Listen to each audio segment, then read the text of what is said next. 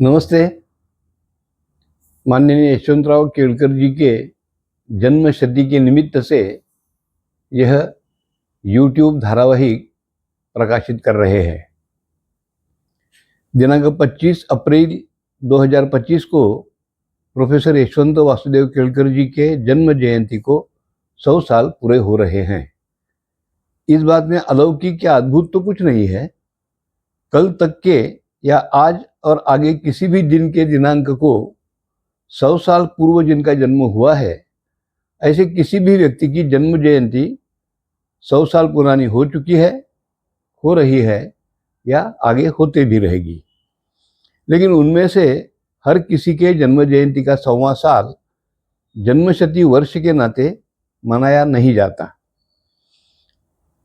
जिस व्यक्ति ने जीवन जीते हुए अपना जीवन तो प्रगल्भता एवं समृद्धि के साथ जिया ही है, किंतु साथ ही पूरे समाज जीवन की समृद्धि में भी महत्वपूर्ण भूमिका निभाई है, ऐसे व्यक्ति दुर्लभ होते हैं। प्रोफेसर यशवंतराव ऐसे ही दुर्लभ व्यक्तियों में गिने जा सकते हैं। आज की परिभाषा में जिसे लौकिक या महिमा मंडन या प्रसिद्धि कही जाती है, उन सभी बातों से यशवंतराव जी कोसों दूर थे। न नेता कहलाते थे, ना ही संगठन के पदाधिकारी थे।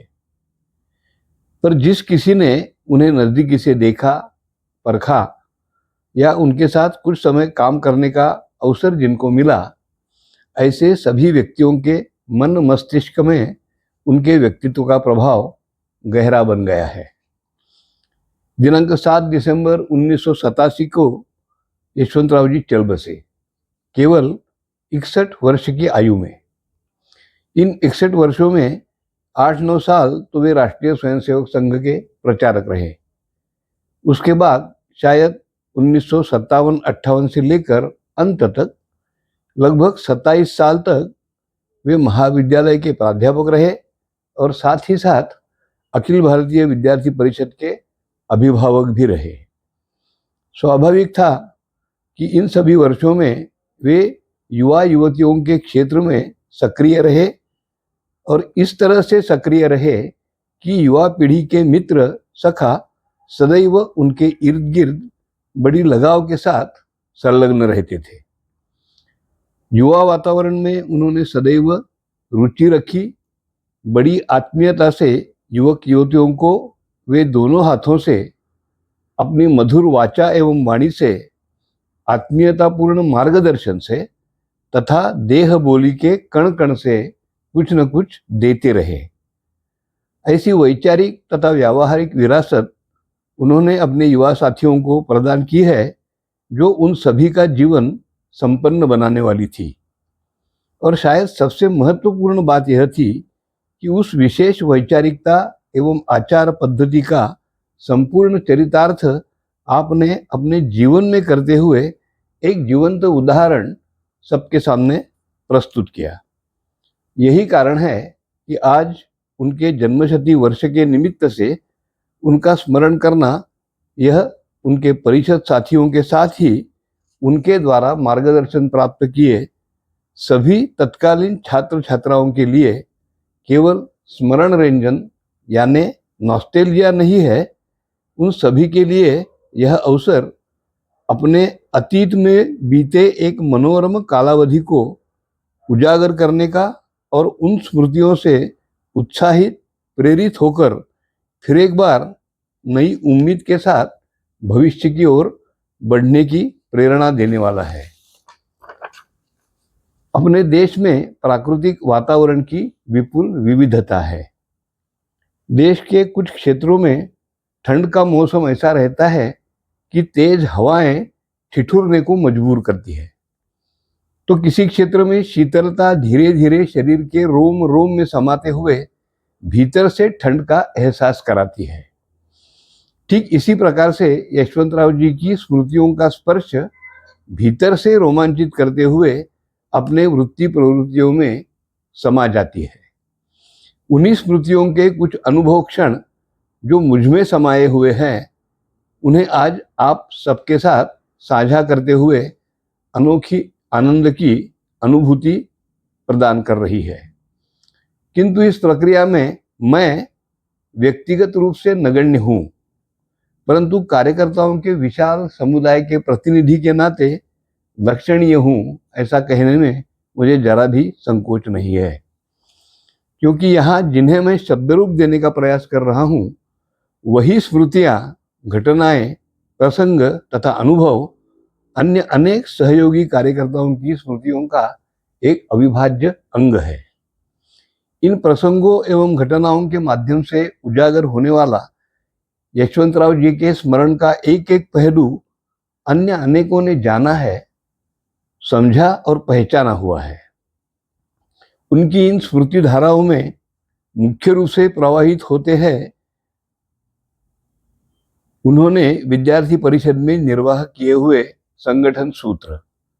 इन सभी सूत्रों का उन्होंने अपने जीवन व्यवहार में चरितार्थ तो किया ही, साथ ही में वे सभी सूत्र परिषद के संगठन व्यवहार का एक अविभाज्य अंग बने, यह उनका सार्थक प्रयास रहा।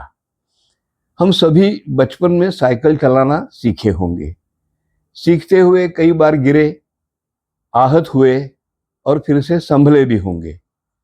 किंतु कई दिनों के अभ्यास के बाद, 2-4 कदम हॉपिंग करने के बाद इस सहजता से साइकिल पर सवार हुए होंगे जैसे मानो अपने शरीर की वह नैसर्गिक क्रिया हो।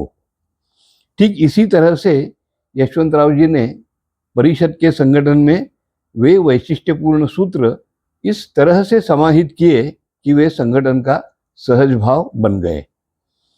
वैसे तो फ्लोटिंग पॉपुलेशन यह परिषद की विशेषता है। हर 4-5 सालों बाद हर स्तर पर सक्रिय कार्यकर्ताओं का समूह पूरी तरह से बदल जाता है। फिर भी पीढ़ी दर पीढ़ी यह संगठन शैली जैविक, ऑर्गेनिक प्रक्रिया की तरह बनी रहते आई है।